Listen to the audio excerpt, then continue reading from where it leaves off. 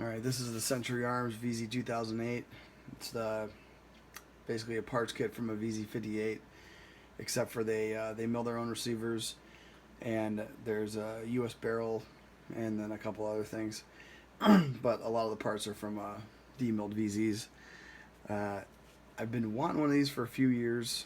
I saw them when PSA was blowing them out for like $3.89 with a bunch of magazines, and then they got sold out and they never came back. So that's always haunted me. Always haunted me.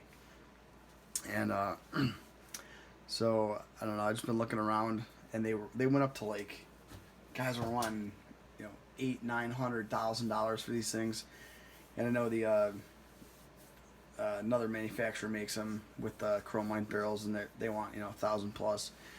But I still see these things from Century, the 2008s, for some guys want them, $900 to $1,200 on Gunbroker. And I wanted an original one, but this thing I got from Grab a Gun. It was under $600, so I just grabbed it because I never know.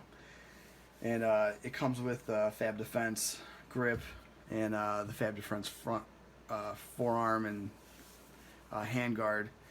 And there are extra rails that come on it up here, and it does come with a vertical grip, but I already took that off. I don't need it or care to have it on this thing.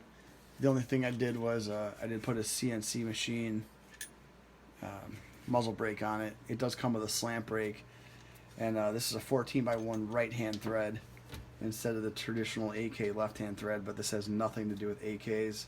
None of the parts fit, nothing matches.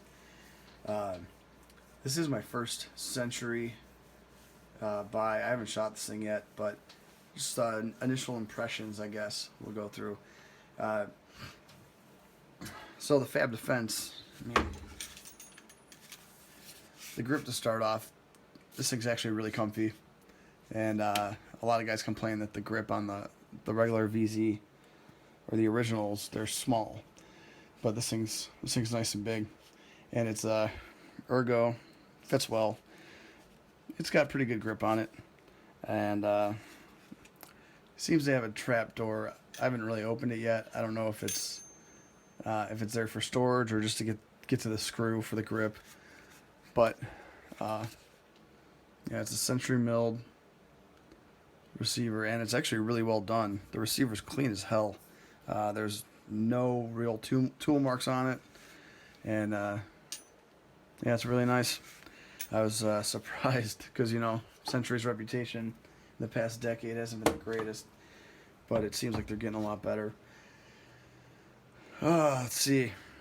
The one thing I did notice when I picked it up from the FFL was I was playing around with the front or the rear sight leaf, and now it works.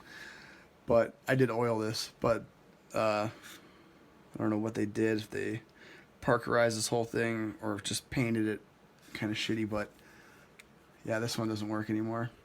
It's kind of stuck. This one it would stick in, and I just kind of let go of the leaf a few times and knocked it out. But it seems to be working now. That was my one issue, really. It doesn't seem to have candid sights at all. All these pins were hard as hell to get out, but I lubed them up and cleaned them. It does have a different gas piston.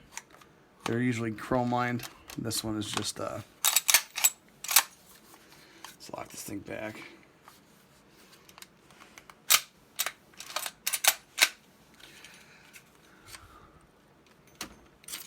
But I might get a chrome line one. Guys say they have some issues with these, and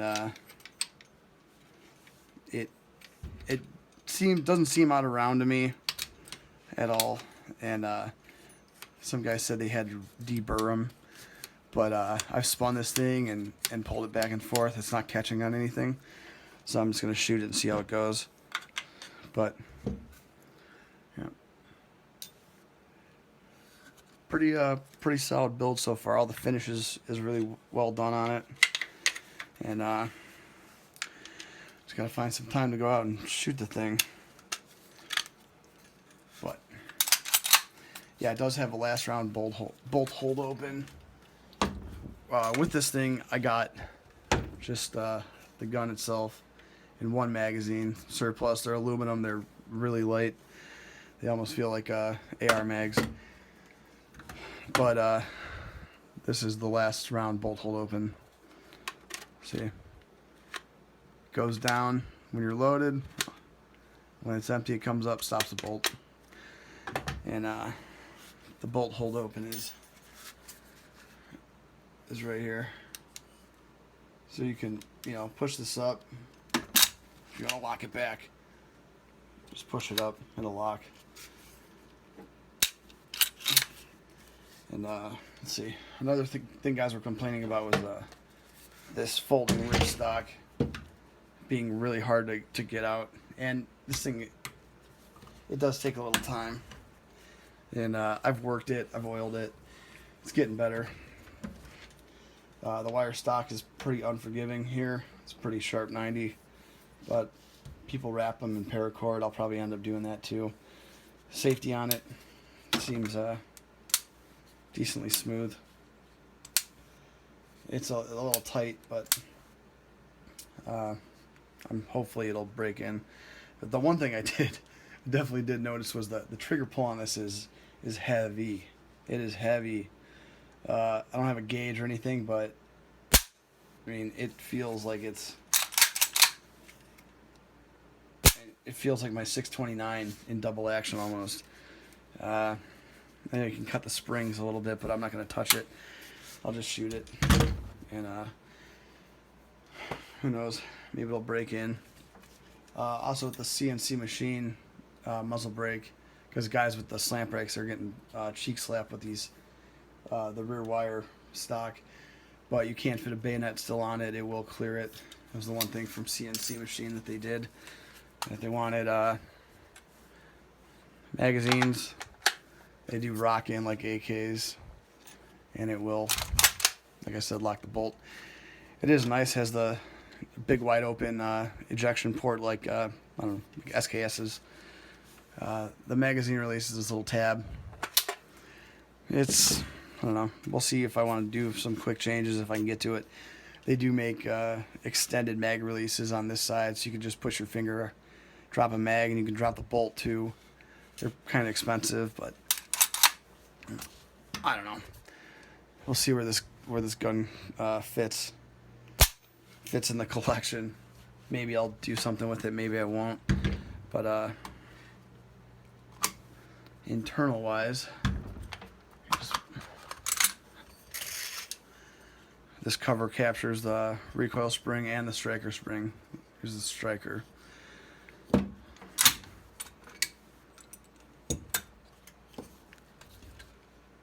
But all the milling's really well done. I was pleasantly surprised. Like, everything is smooth.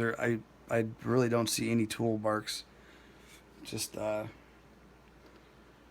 really smooth. It's out of bar stock. And everyone says the receiver and the gun total is lighter than AK's.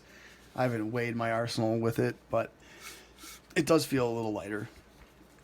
I'm sure this handguard's probably a little heavier than the beaver bark that comes on it. But there's the trigger. That's all. It's got these two springs and the striker.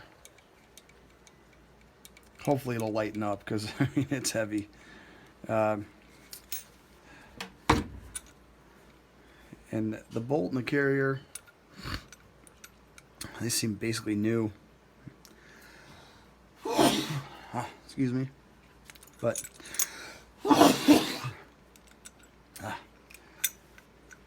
I haven't run any of the numbers on it. Some are scribed. I will check them, but I don't really care. It's a parts kit, so I'm not expecting matching numbers on anything really. But I haven't disassembled it either yet, but I got to get in there. I just lubed it a little just so I could feel it. And yeah, everything looks really well made, and the milling and machining is really smooth. And it does have you can't put SKS stripper clips in this to load it if you want to top load it 10 rounds at a time, but I'll try it out. so far without firing it, it seems pretty solid. They do come with an open front sight. Some come closed. It's kind of the luck of the draw, I guess. And it's basically, it's almost an AK front sight.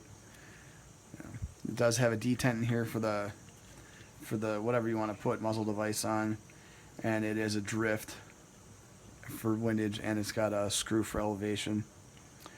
And hopefully I don't have to do too much to it to get it sighted in, but who knows. I just don't want to end up sending this back to Century at all. But yeah, when you do put the bolt in, you got to release the striker to put the cover back on. Yeah, I'm not really well versed in this rifle yet. I've done a lot of research before I bought one, but handling time, very limited. So, just kind of learning. Here we go. And again, that trigger, I'm sure when I'm shooting it'll feel less, but so far, pretty pleased with it. I don't know if I'm going to get the original stocks yet, but I'll play with it how it is and see if I really like it. And if I do, I'll start dumping some money into it. Maybe see if I can do something with that trigger. But there it is, guys. Any questions, leave it. Thanks.